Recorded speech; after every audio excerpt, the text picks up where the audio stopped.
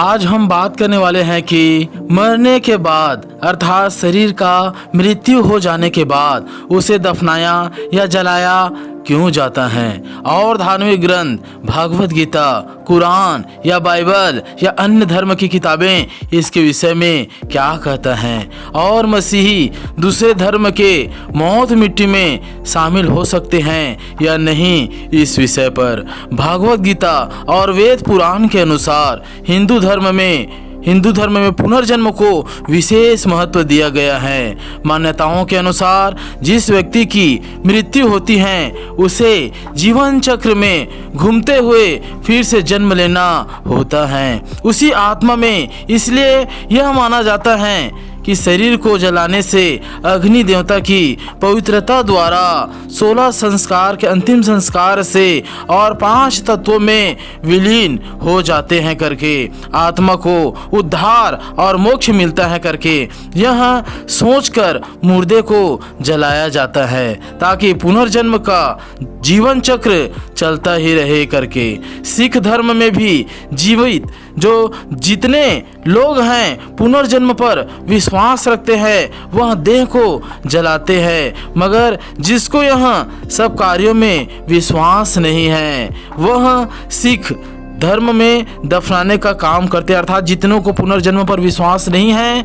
वह दफनाने का काम करते हैं। जैन धर्म में भी यही कार्य करते हैं और ऐसे ही विश्वास करते हैं, जबकि इस्लाम धर्म में पुनर्जन्म को मानता ही नहीं। इस्लाम का यह दावा है कि एक ही बार आत्मा का जन्म होता है, बार बार नहीं। इसलिए इस्लाम के अनुसार जिस व्यक्ति की मृत्यु होती है उसको कफन में लपेटकर मिट्टी में दफनाया जाता है और यह ध्यान दिया जाता है कि उसका देह का सिर मक्का की तरफ रहे और मिट्टी देने के बाद कब्र में प्रार्थना करके लौट आते हैं। इस धर्म में जलाने या शरीर का विघटन करने की प्रथा को अशुद्ध माना गया है। इसलिए मुसलमान अल्लाह के फरमान के अनुसार मृतकों को कब्र में दफनाते हैं ताकि अंतिम सुनवाई अर्थात पलटे और न्याय के दिन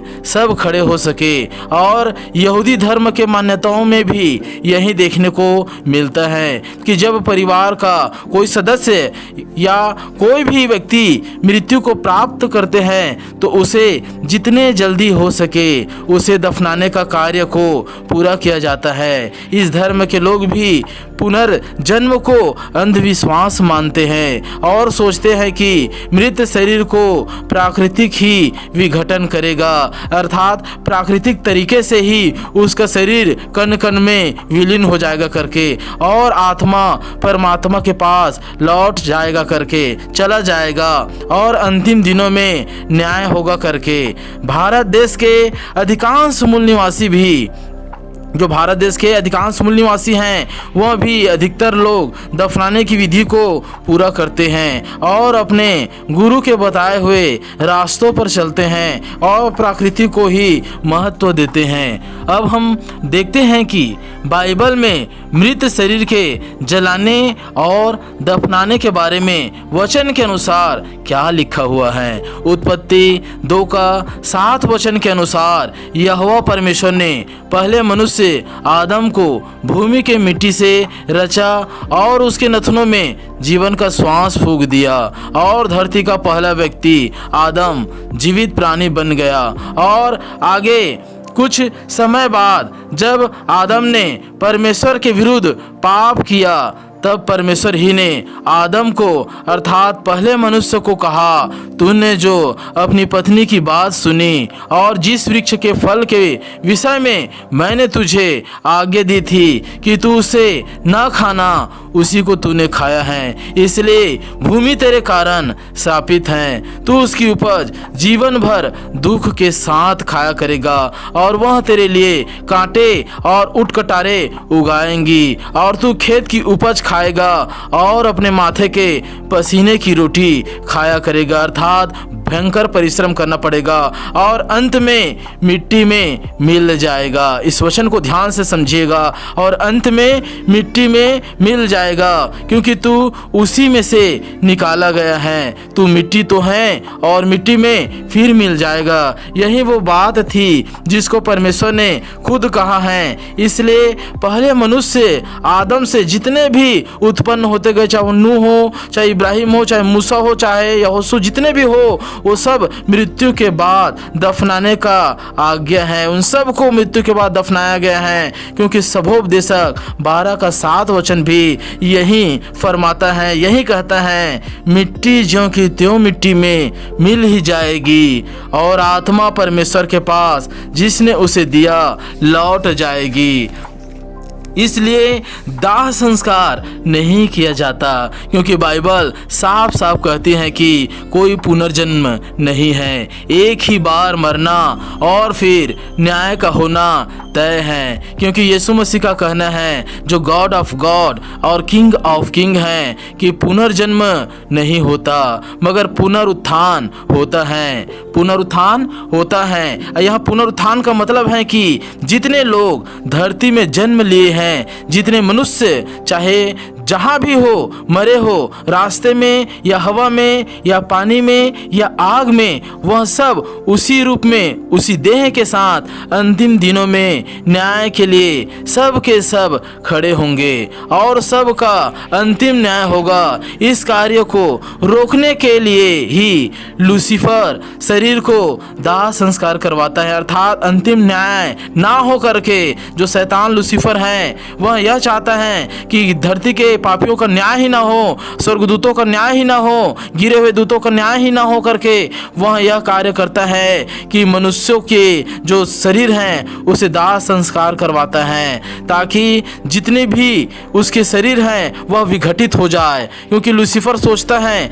हमारा कभी न्याय ही ना हो। इसलिए वह मृत शरीर के देह को अलग जगह में जलवाता है और अलग जगह में बहवा देता है, अर्थात समुद्र में या नदी में या कहीं पर और उसे विसर्जित करवा देता है, ताकि सब उसके एक एक पार्ट्स अलग अलग जगह पर हो, ताकि जब परमेश्वर उसे जिलाए, उठाए और बुलाए, वह ना अलग अलग जगह में होने के कारण ना हो सके करके, क्योंकि सोचता है सब अलग अलग होने से, अर्थात हड्डियां और मांस अलग अलग होने से पुनरुत्थान में जब प्रधान दूत तुरही फूकेगा तब वह शरीर फिर से जुड़ नहीं पाएगा करके। जबकि प्रकाशित वाक्य 20 का 12 वचन में कहा है, मैंने छोटे बड़े सब मरे हुओं को सिंहासन के सामने खड़े हुए देखा और पुस्तकें खोली गई और फिर एक और पुस्तक खोली गई, अर्थात जीवन की पुस्तक, और जैसे उन पुस्तकों में लिखा हुआ था उनके कामों के अनुसार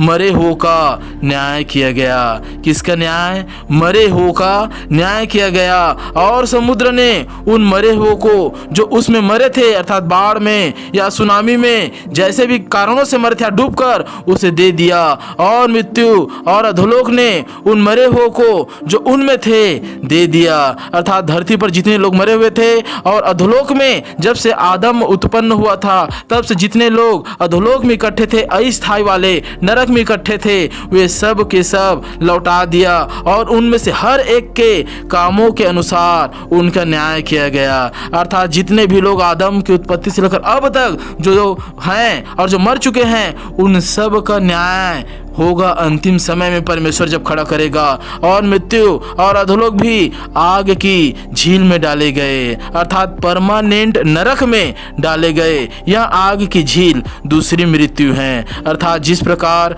हम देखते हैं सूरज में पूरा तरह से आग ही आग है, आग की झील, आग की नदी, आग का महासमुद्र बहता है, उसी प्रकार नरक होगा जो परमानेंट होगा, पूरे चिरस्थायी कालों के लिए होगा, और उसी में सब चीज को डाला गया। इसलिए बाइबल मृत शरीर को दफनाने के लिए कहती है, और दफनाने के बाद आप जितने भी हैं विश्वासी हैं वो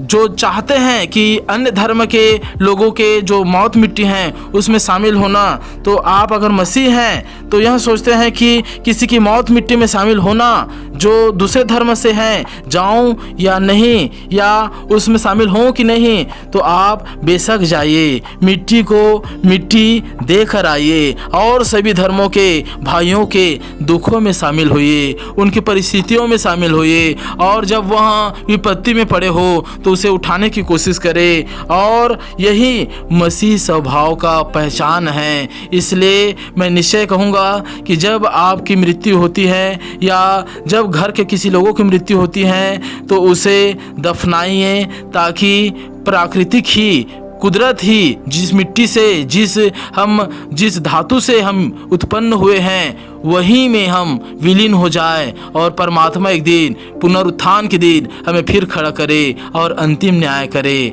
और हमें स्वर्ग में लेकर जाए। आप सभी को प्रभु सलामत रखे। प्रभु का अनुग्रह आप सब पर बना रहे। आमीन आमीन।